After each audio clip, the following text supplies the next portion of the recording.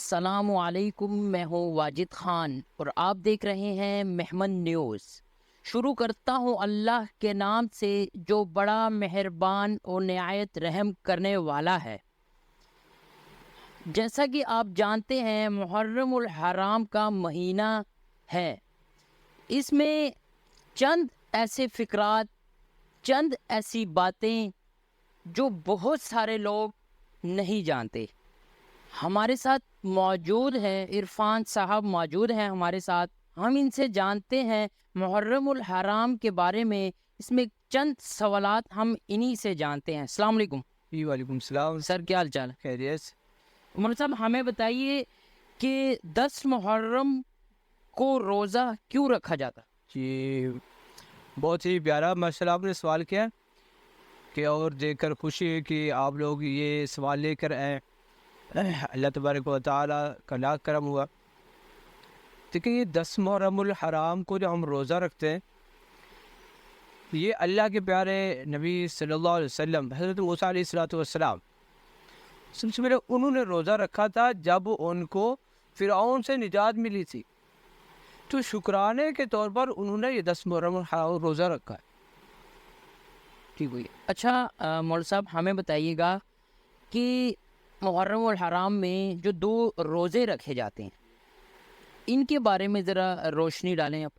ہاں یہ آپ کا بہت اچھا سوال ہے کہ انہوں نے ایک روزہ رکھا، ہم 2 روزے کیوں رکھتے ہیں، یہ سوال ہے نا آپ کا۔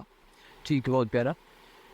کہ یہودی جو تھے وہ ایک روزہ رکھتے تھے، تو اس وقت آپ صلی اللہ علیہ وآلہ وسلم بھی ایک روزہ رکھتے تھے۔ جب آپ علیہ السلام کو معلوم ہوا کہ یہودی اللہ تبارک و تعالیٰ کا شکرانہ ادا کرنے کے لیے ایک روزہ رکھتے ہیں، تو آپ علیہ السلام نے خواہش ظاہر کی کہ ہمارا زیادہ آگے کہ ہم اس سے بڑھ کر 2 روزے رکھیں اور اللہ تبارک و تعالیٰ کا زیادہ شکر ادا کریں، تو اس لیے ہم لوگ 2 روزے رکھتے ہیں۔ ٹھیک ہو گیا، ماشاء اللہ۔ مولانا صاحب ہمیں بتائیے گا کہ جو کھانا ہے 10 محرم کو جو کھانا تقسیم کرنا چاہیے یا نہیں، یہ کیسا ہے؟ اچھا جی باشا، یہ جو 9 اور 10 کو کھانا تقسیم کرتے ہیں اور سال میں بالکل تقسیم نہیں کرتے، اس کی کسی جگہ کوئی ثبوت نہیں ہے۔ ہاں البتہ وہ آدمی جو پورے سال اس کا ایک سلسلے خیرات کرتا ہے، صدقہ کرتا ہے، کھانا تیار کر ہر مہینے میں کرتا ہے، تو وہ آدمی کر سکتا ہے۔ لیکن یہ جو صرف انہوں نے خاص کر دیا ہے 9 اور 10 کو صرف کھانا تقسیم کرنا، اس کا شریعت کے اندر کوئی ثبوت نہیں۔ ٹھیک ہو گیا، ماشاء اللہ۔ مولانا صاحب ہمیں بتائیے گا کہ اس میں بہت ساری چند باتیں بھی ہیں، کیونکہ ہم آپ کا زیادہ ٹائم نہیں لیں گے انشاءاللہ۔ ہمیں بتائیے گا کہ اس میں محرم اور حرام میں شادی کے بارے میں کیا حکم ہے؟ شادی جائز ہے یا نہیں کرنی چاہیے؟ اس سلسلے میں ذرا ہمیں آگاہ کریں۔ ہاں ہاں یہ جو اکثر لوگ ایسے ہیں جو محرم کے مہینے میں شادیاں بالکل نہیں کرتے، وہ اس لیے نہیں کرتے کہ اس میں امام حسین رضی اللہ تعالیٰ عنہ کی شہادت ہوئی ہے، کہ یہ غم کا مہینہ ہے، اس لیے ہم نہیں۔ اگر دیکھا جائے تو اسی محرم الحرام میں بہت سارے اور واقعات بھی ہیں، جس طرح حضرت عمر رضی اللہ تعالیٰ عنہ کی شہادت ہے اور وہ بھی ہے۔ لیکن شادی کا کسی جگہ کوئی منع نہیں ہے کہ آپ اس میں شادی نہیں کرتے۔ ہاں بعض جگہ بعض علماء نے یہاں تک بھی لکھا ہے کہ آپ علیہ السلام کا نکاح حضرت خدیجہ رضی اللہ تعالیٰ عنہا سے بھی اسی محرم کے مہینے میں ہوا تھا۔ ماشاء اللہ۔ مول صاحب ہمیں بتائیے گا کیا محرم کی وہ فضیلت کربلا کی وجہ سے یا اس میں کوئی اور بات؟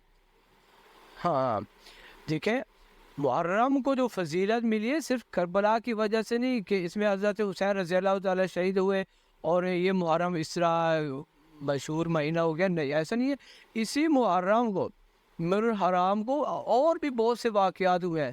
مثال کے طور پہ حضرت آدم علیہ السلام کی جب نبوت کا اعلان کیا گیا اسی مہینے میں ہوا، ان کی توبہ اسی مہینے میں قبول ہوئی۔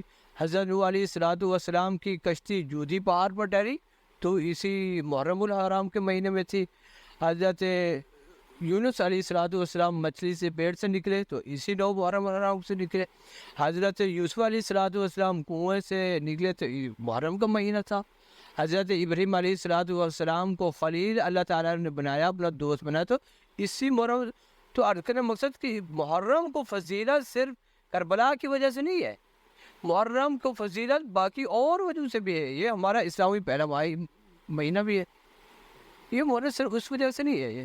ٹھیک ہو گیا ماشاءاللہ۔ جس طرح کے آپ لوگوں نے بتایا کہ محرم اور حرام کے بارے میں ہم نے بہت ساری باتیں ان سے جانی جن سے ہم بے خبر تھے، بالکل انجان تھے ان باتوں سے، اور ان کا ہم بہت شکریہ ادا کرتے ہیں کہ انہوں نے ہمیں بھرپور وقت دیا اور ہم ان باتوں سے ہمیں آگاہ کیا۔ ہمارے ساتھ رہیے گا مہمن نیوز لاہور۔